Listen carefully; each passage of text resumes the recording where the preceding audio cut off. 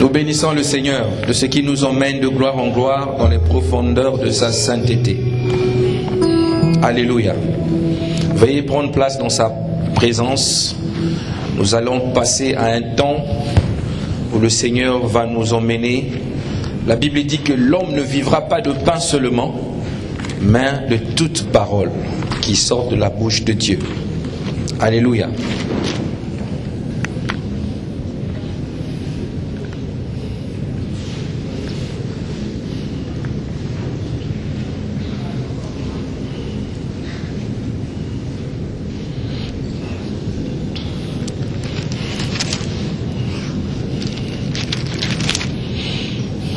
Nous allons ouvrir nos Bibles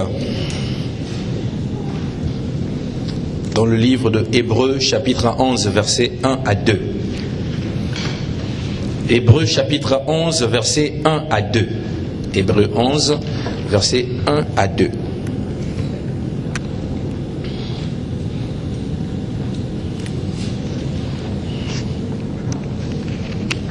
Hébreux 11 versets 1 à 2.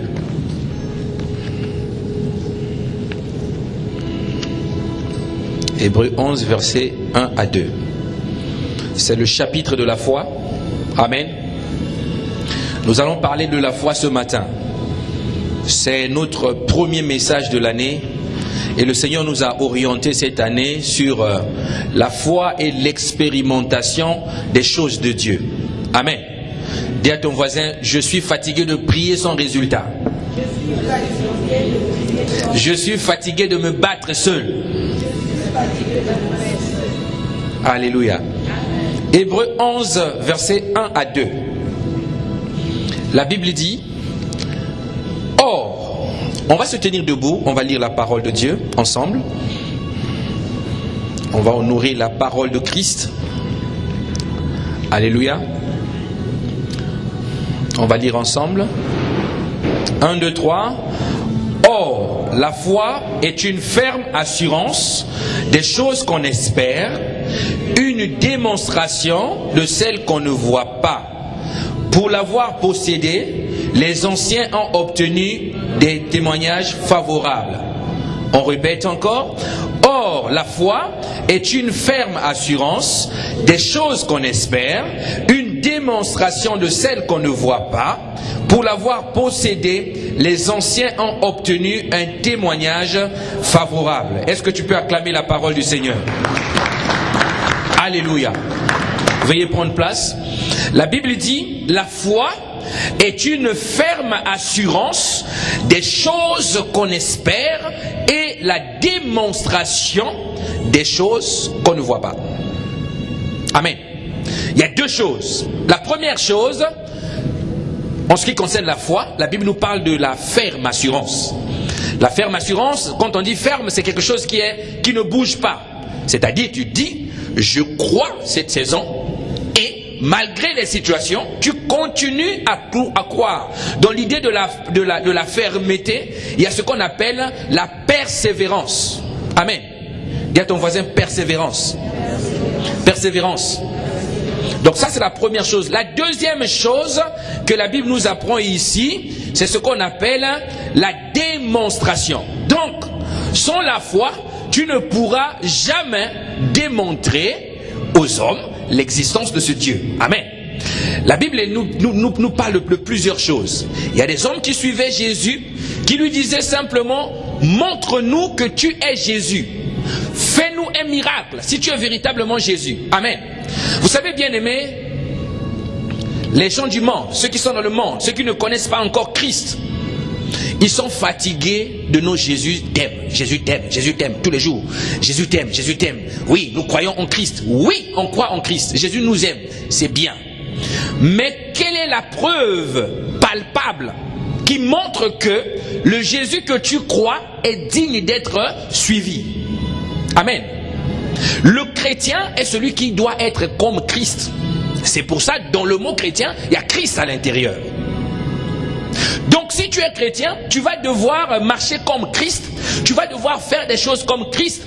Christ n'est pas venu simplement pour marcher dans les rues et annoncer. Christ accomplissait également beaucoup de miracles, des signes et des prodiges.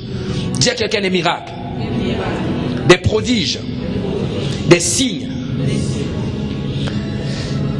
La Bible répète ici que les choses qu'on espère, les choses qu'on espère, la démonstration de celles qu'on ne voit pas. Les choses qu'on espère, la démonstration de celles qu'on ne voit pas. Les choses qu'on espère, j'aime nos amis grecs parce qu'ils disent elpizo. Elpizo veut dire quoi? Elpizo veut dire attirer vers soi quelque chose qui est loin.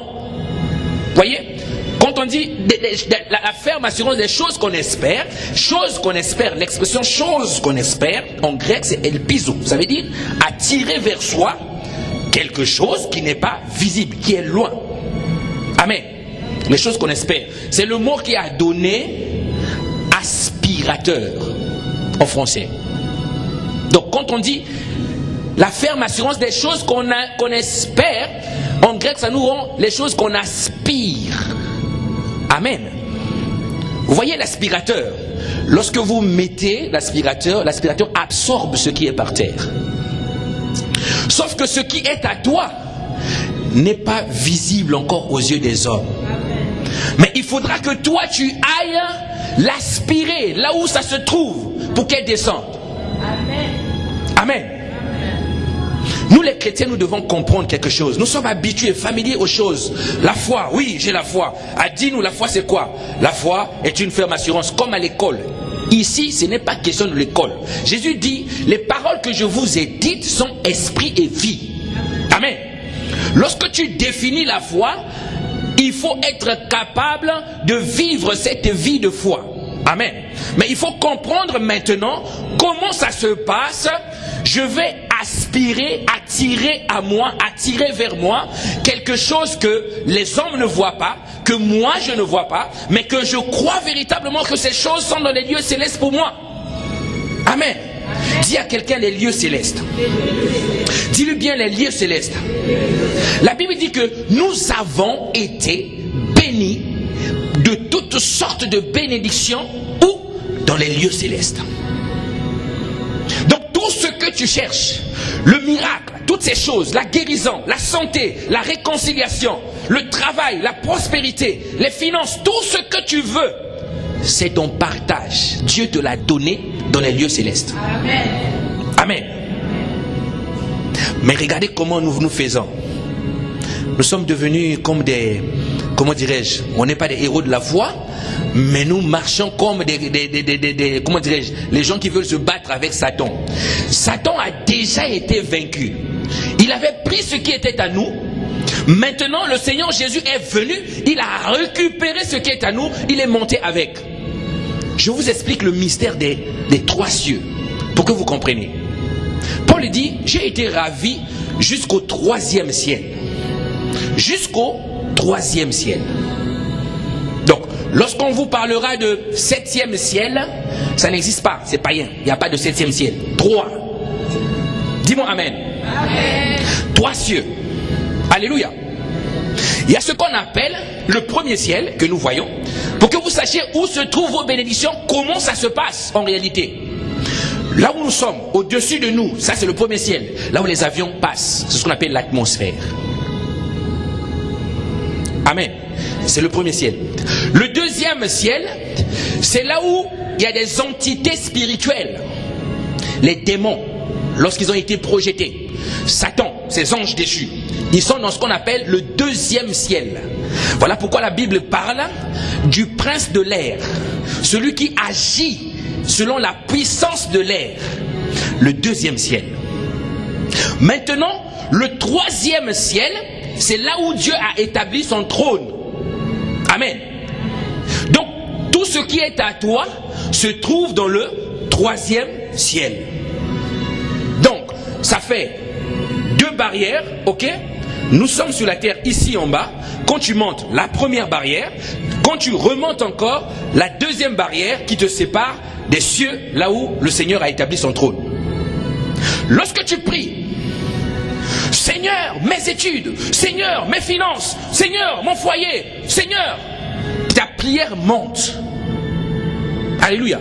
La Bible dit, la prière des saints est répandue devant l'Éternel, comme de l'encens. La prière des saints. Ta prière monte vers Dieu.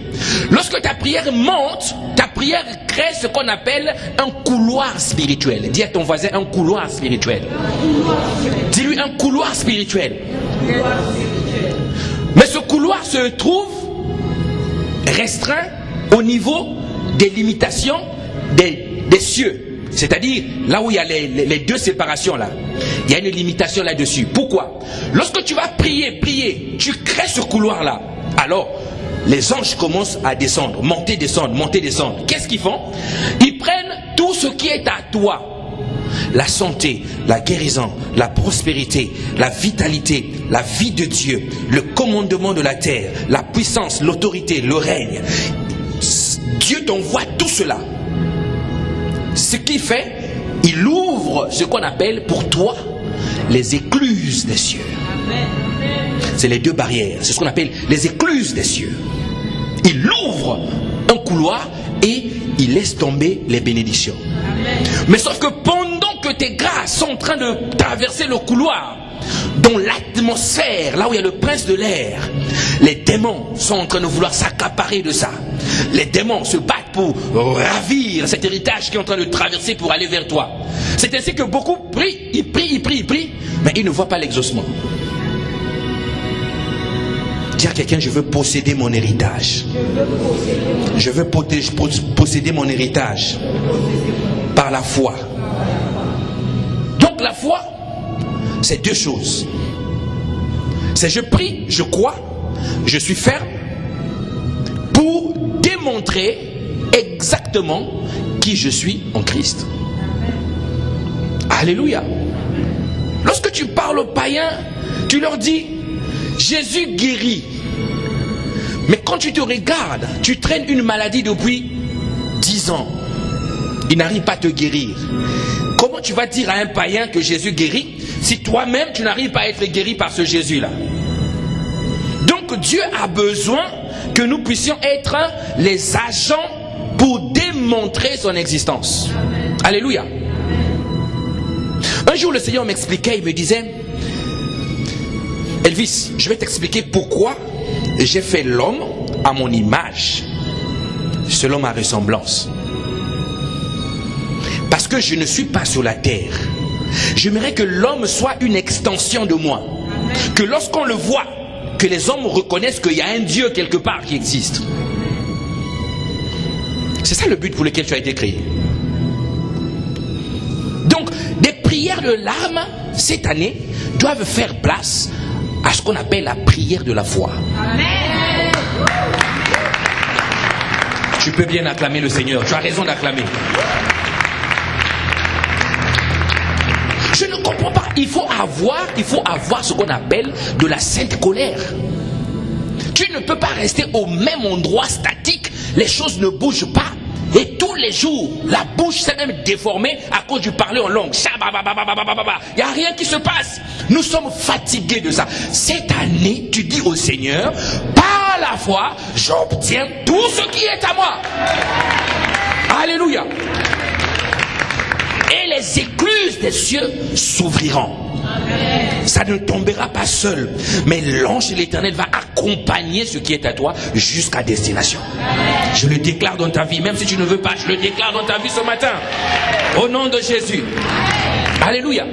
Voilà pourquoi ici, dans Hébreux 11, on est en train de nous dire que, pour l'avoir possédé, donc quoi? La foi, les anciens ont obtenu un témoignage favorable. Alléluia. Maintenant, comprenons un peu ce que la Bible dit ici. Témoignage favorable. Martyréo. Ça veut dire quoi, témoignage favorable? Ça veut dire que les anciens ont eu la preuve de ce qui leur avait été annoncé. Amen. Mais nous, quand nous voyons témoignage favorable, on pensait qu'on parle bien des anciens. C'est pas ça. Sinon, on ne citerait pas ça dans le chapitre de la foi. Le témoignage favorable, c'est que les anciens ont obtenu la preuve vivante de ce que les Écritures leur avaient annoncé, de ce que le Seigneur leur avait annoncé, parce qu'ils avaient la foi. Amen. Alléluia. Donc tu peux interpréter intercéder, tu peux t'agenouiller, tu peux t'allonger par terre. Je comprends que tu deviens juif alors que tu ne l'es pas. Mur de lamentation. Pas contre le mur, tu pries contre le mur. Seigneur, aide-moi, aide-moi. Non, Jésus a tout accompli à la croix. Dis-lui, Seigneur, maintenant c'est mon tour. Maintenant c'est ma saison, c'est fini. Je ne pleurerai plus, mais je chanterai et je raconterai la gloire de mon Dieu. Alléluia. C'est ça la vie d'un chrétien, c'est ça la vie d'un enfant de Dieu. C'est pas des prières où tu viens, c'est doux, tu sens qu'il n'y a pas la foi, ça n'atteint pas le cœur de Dieu. Les prières limite, si on enlevait la voix, les larmes allaient couler. Seigneur notre Dieu, ça dure. J'attends, je suis persévérant, c'est dur. Job pleurait, oui, je pleurais. Mais un homme de foi ne parle pas comme ça. Job n'était pas de la nouvelle alliance. Mais regardez comment Job parle. Job dit, je sais que mon Rédempteur est vivant. Est-ce que Jésus était sur la terre avant Job? Non. Job était sur la terre avant Jésus. Mais Jésus a existé avant Job. Le problème, c'est que Job est en train de prophétiser et de déclarer quelque chose qui devait arriver. Amen. Il savait que le Rédempteur était quelque part. Celui qui devait le sauver, le tirer de la situation était quelque part. Mais toi et moi, nous avons connu le Rédempteur par la parole. Nous avons entendu parler du Rédempteur. Nous avons saisi la grâce que le Rédempteur nous a dispensée. Combien plus forte raison, Dieu ne pourra pas nous tirer de nos situations. Mais le problème, c'est la foi. Dis à quelqu'un la foi. Dis-lui bien la foi. Il faut avoir la foi. Donc, le projet ultime du Seigneur, le projet ultime de Dieu, c'est que moi et toi, nous soyons des hommes de foi, simplement.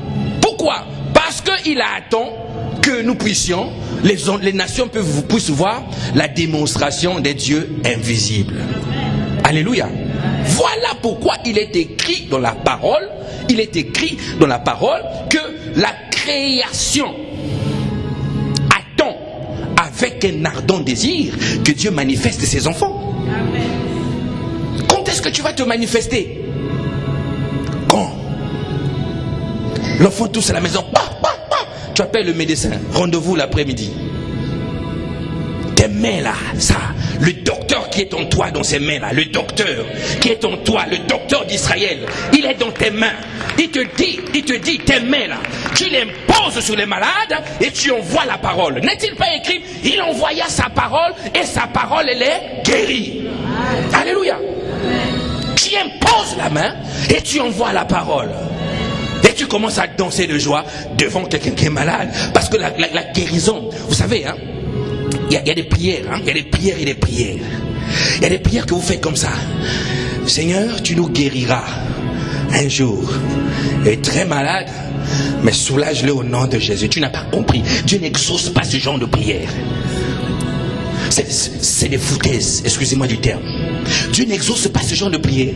Seigneur, accompagne, soulage-le, soulage, que je sente bien. Non, on dit Seigneur, guéris, parce que tu as dit que par tes meurtrissures, nous avons été guéris. Amen. Alléluia. Et tu imposes la main. Ne cherche pas simplement le matériel. Dieu n'est pas simplement un Dieu matériel. Comprenez, il y a deux tabernacles. Il y a le tabernacle ancien et il y a le tabernacle nouveau. Le tabernacle ancien était le tabernacle que les hommes avaient construit, le tabernacle matériel, un Dieu matériel qui s'exprimait matériellement. Il voulait paraître, il voulait se faire voir à Moïse. Il a pris le buisson, il a consumé le buisson est devenu ce qu'on appelle le buisson ardent. Il s'est montré à Moïse. Ça c'est le tabernacle matériel. Maintenant, le nouveau tabernacle, c'est le tabernacle qui n'a pas été fait de la main d'un homme. C'est le tabernacle invisible. Alléluia. Dans le tabernacle invisible, on n'a pas forcément besoin des choses. Amen. Je veux te dire quoi? Lorsque tu as un malade dans ta maison, ne cours pas dans la cuisine chercher forcément l'huile d'onction. Le jour où il n'y aura pas d'huile, qu'est-ce que tu fais? C'est vrai, il est écrit que vous allez oindre les malades afin qu'ils soient guéris. Mais quand il n'y a pas d'huile, vous allez faire quoi? Tout le temps quand Jésus priait pour les malades, il y avait de l'huile? Il y avait l'huile? Non. Parce que l'huile est en toi. Amen. l'huile est en toi.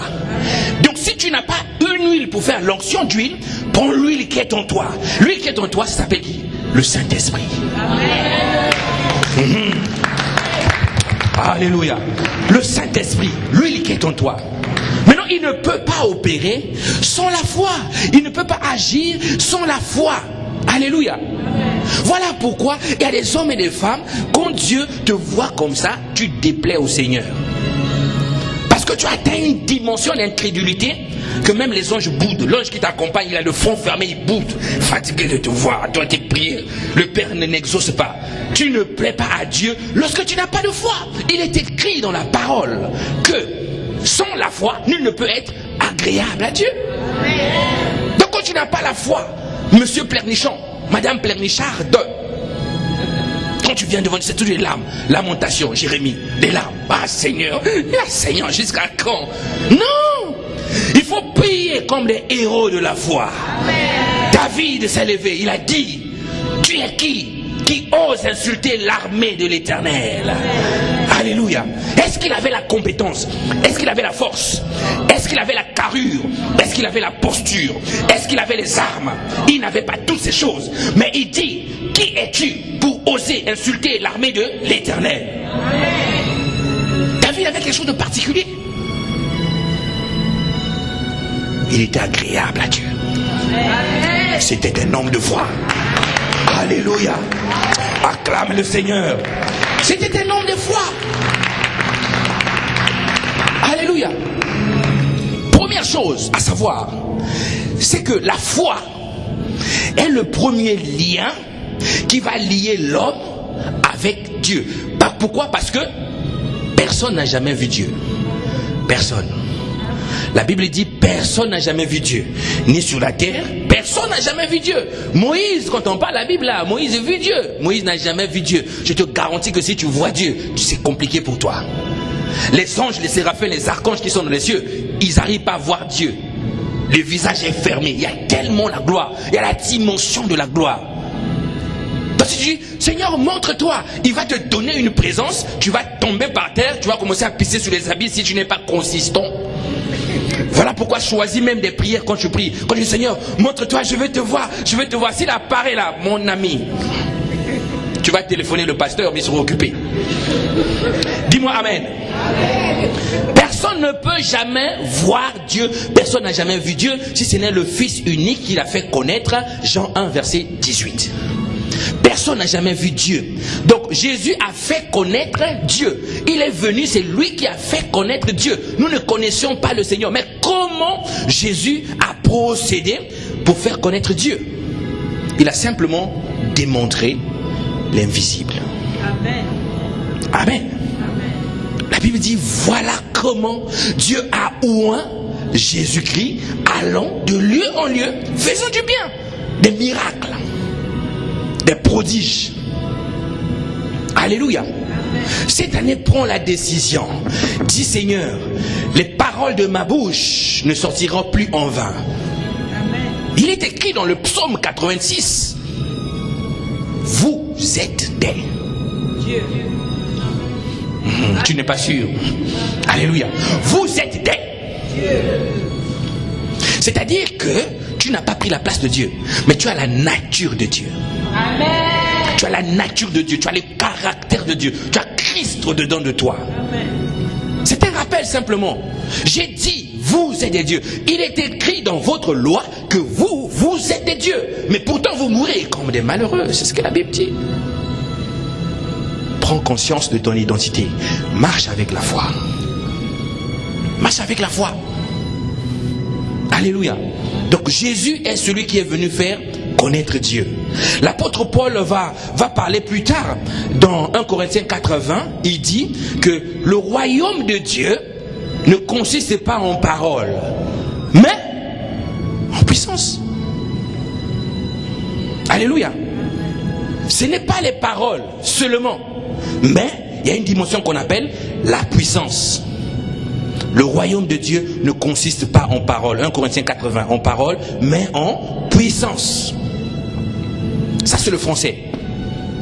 Mais regardez comment les Anglais traduisent. Dans la version King James, ils disent « For the kingdom of God, it's not in word, but in power. » For the kingdom of God is not in word, but in power. Ça veut dire quoi? Ça veut dire que car le royaume de Dieu n'est pas en parole, mais en puissance. Le royaume de Dieu n'est pas seulement dans la parole, mais dans la puissance. Alléluia. Jésus s'exprime dans la puissance. Je veux bien que tu parles, que tu exhortes toute la famille. Allô, oui, Jésus est bon. Vous aussi, abandonnez votre vie. Le Christ, oui, c'est bien. Jésus a dit, vous serez mes témoins. Allez annoncer. Témoins de quoi? Des choses que vous avez vues. Des choses que vous avez entendues. Qu'est-ce que vous avez vu? Lui, il était le Seigneur, le Christ. Il a dit aux pharisiens, vous les pharisiens, qui vous avez vu? Qui êtes-vous allé voir dans le désert? Est-ce qu'un homme qui était habillé en peau d'animaux et qui mangeait des sauterelles et du miel sauvage? Qui vous êtes allé voir dans le désert? Il voulait leur dire que c'était celui-là qui était appelé à préparer le chemin pour que le royaume soit accessible.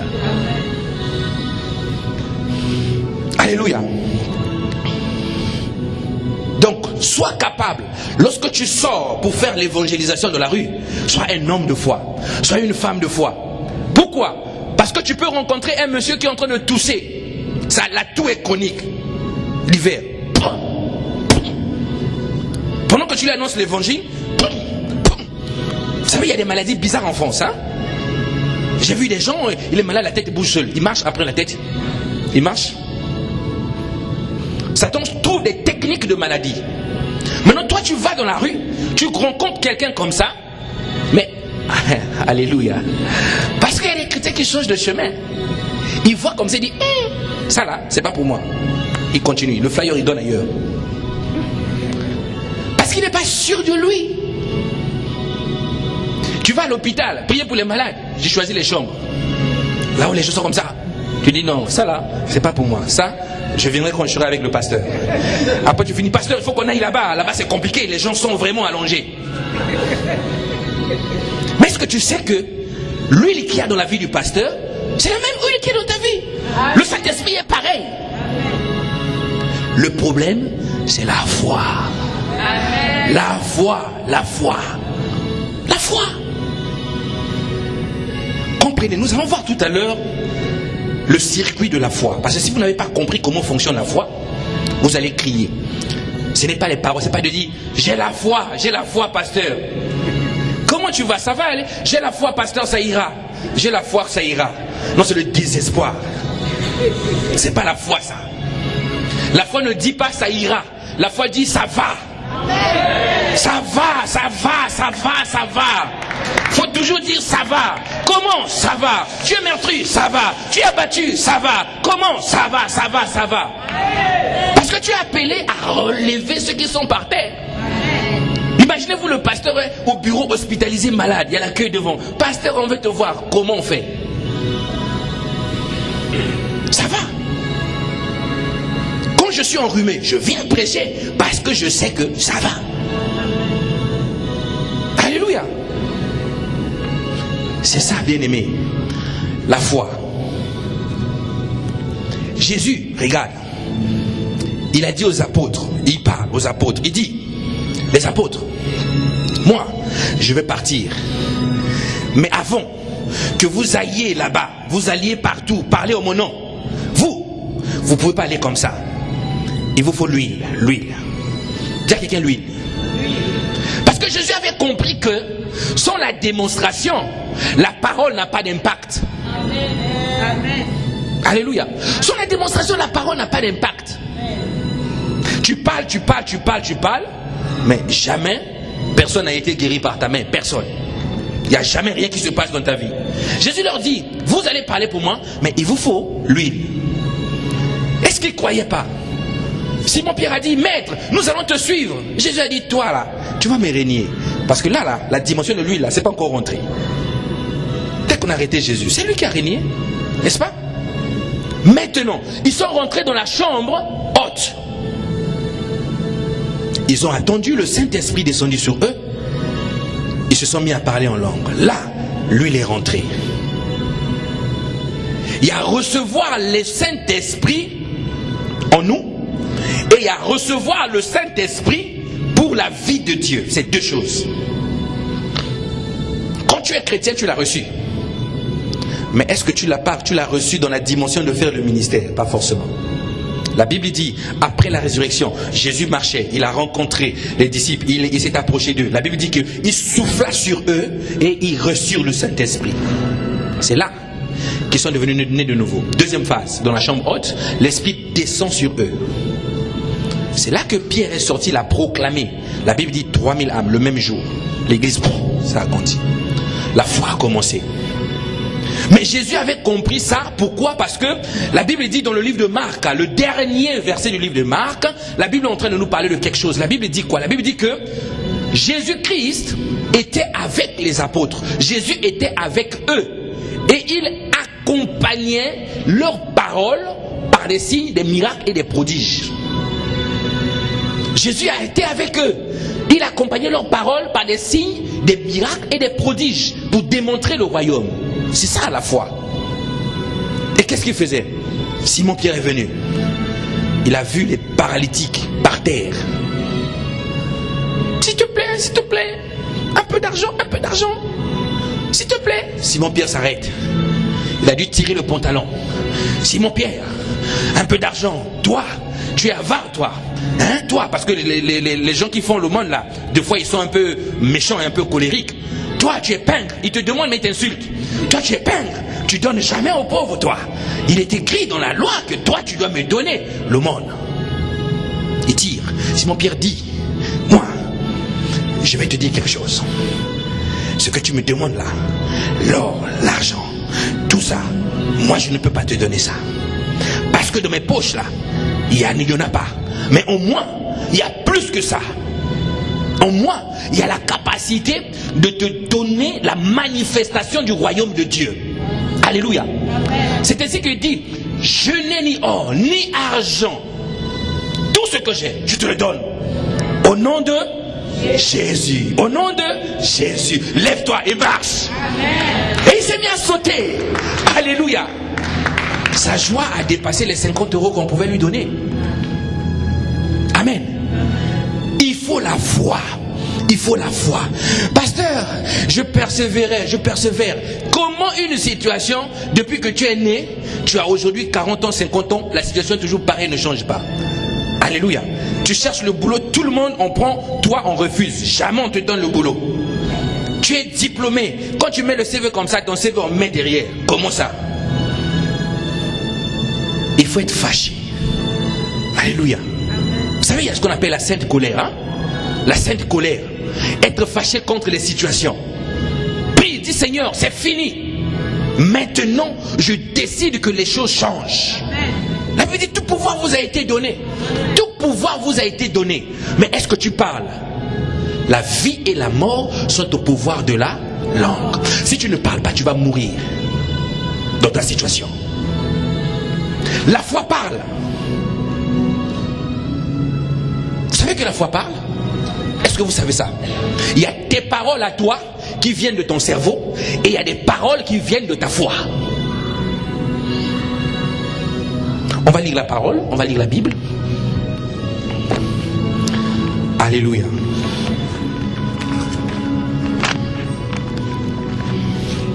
Deux Corinthiens chapitre 4 verset 13. 2 Corinthiens 4 verset 13. 2 Corinthiens chapitre 4 verset 13. La foi parle. La foi ne se tait pas.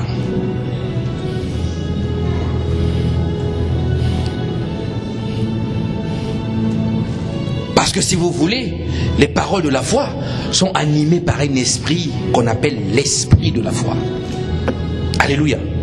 Il est écrit, 2 Corinthiens 4, 13, il est écrit, et quand nous avons le même esprit de foi qui est exprimé dans cette parole de l'écriture, j'ai cru, c'est pourquoi j'ai parlé. Nous aussi nous croyons et c'est pour cela que nous parlons. Alléluia. Ça veut dire quoi? Ça veut dire que lorsqu'on t'annonce une mauvaise nouvelle, Ton père est malade. Pendant que eux ils sont en train de pleurer, chercher comment faire les cotisations pour les médicaments. La nuit ils dorment. Celui qui est en train de piloter la maladie fait des incantations. Toi, mais toi tu n'es pas triste, papa est malade. Je ne peux pas être triste. La tristesse n'est pas en moi. Papa est guéri. Alléluia. Les paroles de la foi. Les paroles de la foi. Maintenant, comprenons quelque chose. Si tu es enfant de Dieu, un enfant de Dieu, alléluia, un enfant de Dieu a la foi. Tu as la foi. Tu ne peux pas être enfant de Dieu et ne pas avoir la foi. Jésus-Christ est lui la source de la foi parce qu'il est la parole.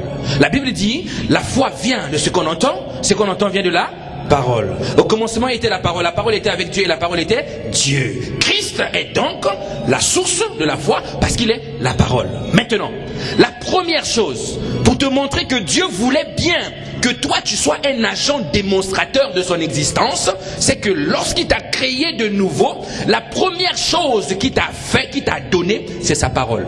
La Bible dit 1 Pierre 1 verset 23, 1 Pierre chapitre 1 Pierre 1 verset 23. La Bible dit: nous avons été régénérés ou encore récréés par la sémence incorruptible, la parole vivante et éternelle de Dieu.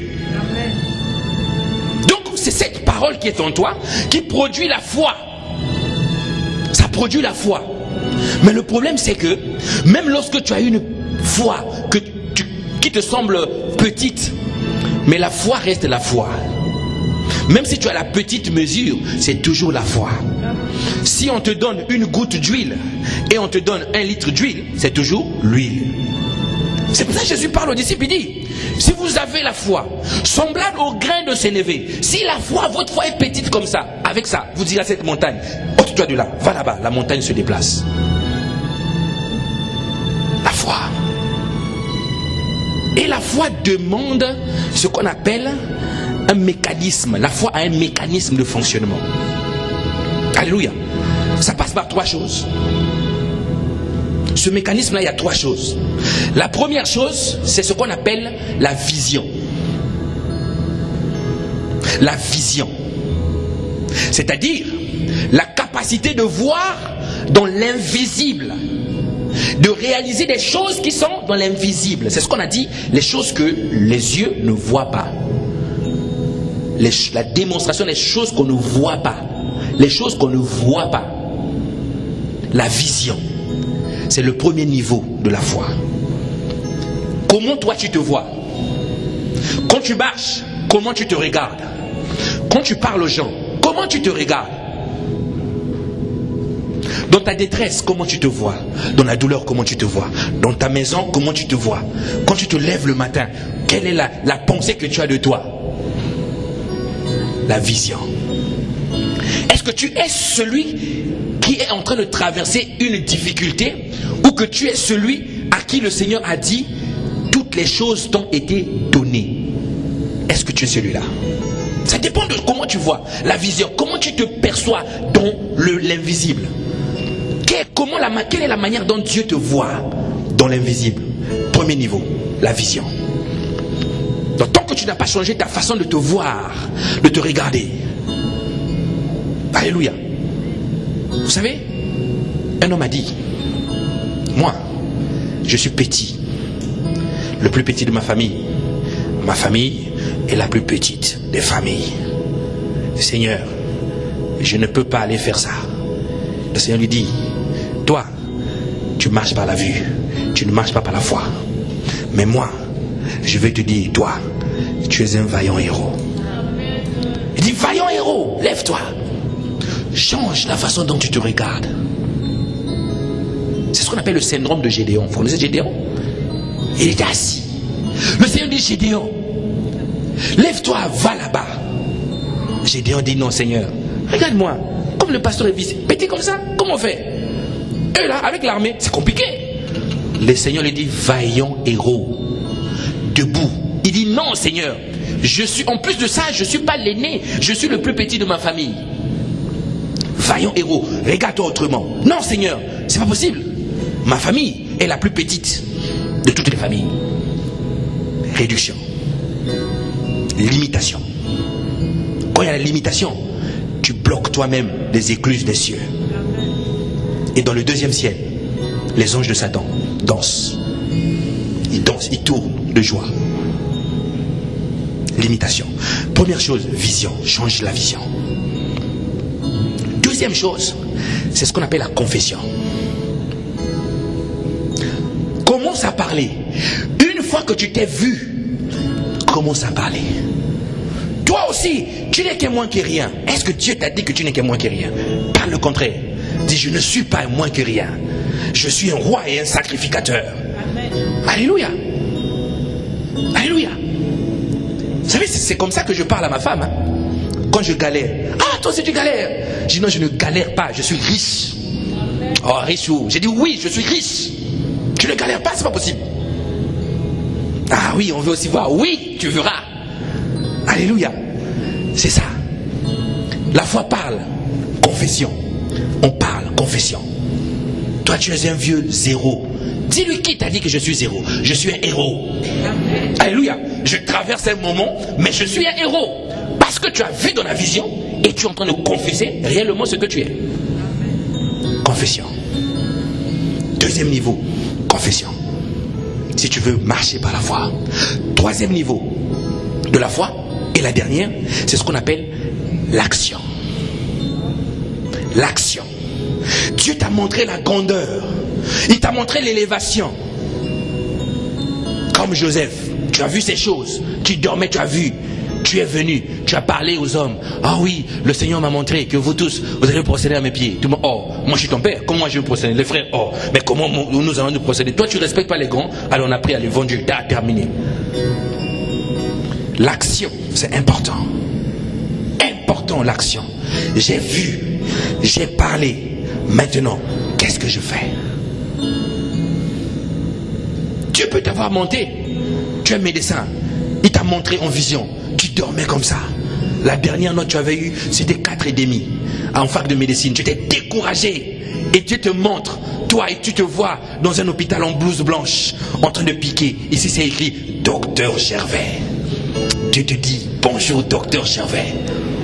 Pendant le sommeil, toi, tu regardes comme ça, 4,5. Tu ouvres les yeux. Qu'est-ce que tu fais? Là, il faut parler. Alléluia. Tu as dépassé la vision, maintenant il faut parler. Tu te réveilles le matin, si tu es encore chez les parents, bonjour papa, le docteur Gervais vous salue. Si papa à 4,5 va te rappeler d'abord, tu as 4,5, dis non papa, ça c'est la phase, mais je suis un docteur. Alléluia. Proclamation. Ensuite, troisième chose, l'action. Tu vas à l'école, tu prends le soin de réviser, tu prends le soin d'étudier, tu prends le soin de lire, tu donnes du temps à la lecture, à ces choses. L'action. Là, tu seras docteur. Mais si tu coupes une partie du mécanisme de la foi, c'est pour ça que beaucoup d'enfants de Dieu n'arrivent pas à avancer. Ils prient à rien. Dieu m'a montré.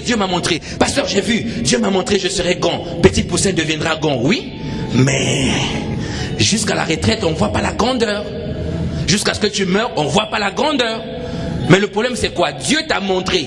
Est-ce que tu es capable de permettre à Dieu de le faire? C'est là qu'intervient la foi. Alléluia. Ça, c'est le mécanisme de la foi. Est-ce que les multimédias, vous pouvez me projeter le circuit de la foi? Il y a le mécanisme. Comment fonctionne la foi? Trois choses. Vision, confession, actionne. J'ai vu, je parle et je fais. Parce que nous sommes ouvriers avec Christ. Alléluia. Le circuit de la foi. Bon, c'est pas très visible. Le premier niveau, c'est ici, là. Ici. Croire. Croire. Ça, c'est la part de Dieu. Croire en Jésus. Alléluia. Ça, c'est Jésus. C'est lui l'auteur de la foi. Tout commence par lui.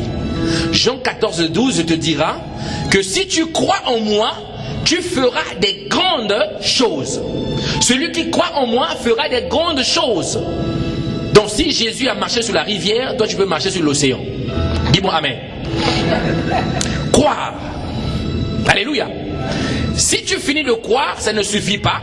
Il faut aller découvrir dans la parole. Découvrir dans la parole. Parce que Jésus est la parole. Il faut bien suivre le circuit. Donc, si tu crois en Jésus et que tu ne lis pas la parole, tu ne pourras pas comprendre les promesses qui sont rattachées dans ta vie, dans les lieux célestes. C'est ainsi que beaucoup prient en l'air. Ils prient en l'air. Seigneur, je te prie, au nom de Jésus, donne-moi la mangue. Mais est-ce qu'il t'a dit que là-bas il y a les mangues pour toi? Il faut aller connaître quelle est la promesse qui est rattachée à ta vie dans les lieux célestes. Et cette promesse-là, tu le trouves dans la parole. Donc, le deuxième niveau du circuit de la foi, après avoir cru, c'est maintenant la découverte. J'ai cru au Seigneur Jésus, je vais fouiller pour le découvrir. Dis-moi amen. Si tu finis de découvrir ça, c'est Dieu qui te donne la parole pour que tu découvres. Là, Dieu te donne Jésus pour qu'il te donne la foi. Il te donne la parole gratuitement. Maintenant, tu arrives ici. Ça, c'est toi maintenant qui dois faire. Ça, ce n'est plus la part de Dieu. Ça, c'est toi. C'est ce qu'on appelle la considération. Est-ce que tu as lu dans la parole ce qui est dit à ton sujet? Est-ce que tu as considéré la parole qui est dite à ton sujet? C'est là que la Bible dit, vous êtes des rois, mais vous mourrez comme des malheureux. On a dit que tu étais roi. Est-ce que toi tu considères comme étant roi? Alléluia. Là, c'est ta part à toi. Considère ce qui est écrit à ton sujet dans la parole. Et ensuite, Dieu intervient dès lors que tu as cru, tu découvres, tu proclames, tu confesses et tu considères que c'est fait. Et là, le miracle arrive. Alléluia. Donc, la part de Dieu, ta part à toi et la part de Dieu. Donc, deux fois, si ton miracle n'arrive pas, ce n'est pas parce que Dieu ne le veut pas. C'est parce que toi, tu ne suis pas le circuit de la foi. Tu lis la Bible une fois l'année, en janvier pour préparer le temps. Tu lis ça en décembre pour préparer le 31 décembre. Et puis tu attends le 31 décembre prochain, tu ouvres une page. Tu as médité sur quoi? Josué 1:8. Que ce livre de la loi ne se loigne point. On est fatigué. Tu as médité sur quoi? Jean 3:16. Moi quand j'écoute ça, je dis, les gars, arrêtez de nous embrouiller. Dis pasteur, je n'ai pas médité. C'est pas un problème. Tu as médité sur quoi? Jean 3:16. Dieu a tant aimé le monde. Donc depuis qu'on a commencé l'église 2 ans, toi c'est seulement tes méditations Jean 3:16. Fouille dans la parole, va découvrir ce qui est dit à ton sujet. Alléluia. C'est là. Si tu ne découvres pas, tu seras toujours ignorant. La Bible dit, aussi longtemps que l'héritier est un enfant, il ne diffère en rien d'un esclave. Il ne peut pas posséder ce qui est à lui. Amen. Mise en pratique. Donc ce matin, je suis venu te dire, c'était l'introduction à ma série, les clés de la foi, la série que nous allons aborder. Je suis venu te dire ce matin simplement que malgré les combats que tu peux avoir, ne t'arrête pas, poursuis. Dieu t'a promis la délivrance, ne t'arrête pas, poursuis. Poursuis et va saisir ta délivrance. Tu travailles, le salaire est insuffisant, poursuis. Alléluia. Pourquoi? Parce que cette année, Dieu veut, j'avais parlé le 31 décembre, Dieu veut te faire passer à un homme sans ambition, à un visionnaire. Tu es là sans ambition, mais Dieu te fait de toi un visionnaire. Quelqu'un qui voit dans les choses invisibles. Il y a des projets qui naissent parce qu'il y a eu une vision. Lorsque Dieu veut bâtir une œuvre, il commence par la vision. Voilà pourquoi si vous partez dans une église, il n'y a pas de vision. Vous partez nulle part. Restez chez vous. La vision. Il va te donner la vision. Il va faire de toi un visionnaire. Tu ne sais pas où tu es, tu ne sais pas de quoi le lendemain sera fait. Tu ne le sauras pas. Dieu seul le sait. Mais sois un homme de vision. Demain, je veux faire quoi? La vision se prépare. On prépare la vision. Donc quand tu es salarié, arrête de bouffer. Si tu as 1000 euros, arrête de manger les 1000 euros. Tous les 1000 euros, tu manges. Prends la part part de l'épargne, épargne. Prends la part de Dieu, donne. Prends la part des factures, paye. Prends la part des enfants, occupe-toi. La part de la réjouissance, réjouis-toi. C'est ça. Ça te fera passer de l'autre côté. D'un homme sans ambition, tu passes de l'autre côté, visionnaire. Alléluia. Un simple citoyen, un simple homme ordinaire. Cette année, tu dis, moi je ne fais pas partie de cela. Moi je suis pour moi un homme normal. Je viens comme je peux, comme je peux. Mais cette année, Dieu fera de toi un conducteur de peuple. Tu seras un conducteur de peuple. Alléluia. Lorsque je vois toi, amen, tu me regardes, tu dis, pasteur, est-ce que c'est possible moi là? Oui, au nom de Jésus. Que tu le veux pas, parce que tu es aujourd'hui ici, au nom de Jésus, Dieu fera de toi un conducteur de peuple. Amen. Amen.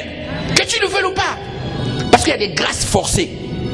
Il y a des grâces que Dieu va te dire, prends la grâce, prends la grâce, prends la grâce. Que tu le veux ou non, comme Jonas. Tu fouilles à Ninive, on prend, on jette là-bas dans l'eau. On te remonte là-bas, va là-bas, prends la grâce. Nombreux vont recevoir des grâces forcées cette année. Amen. Tu as fui. Dieu te dit grâce forcée. Amen. Dis-moi amen. Amen. Oh là là.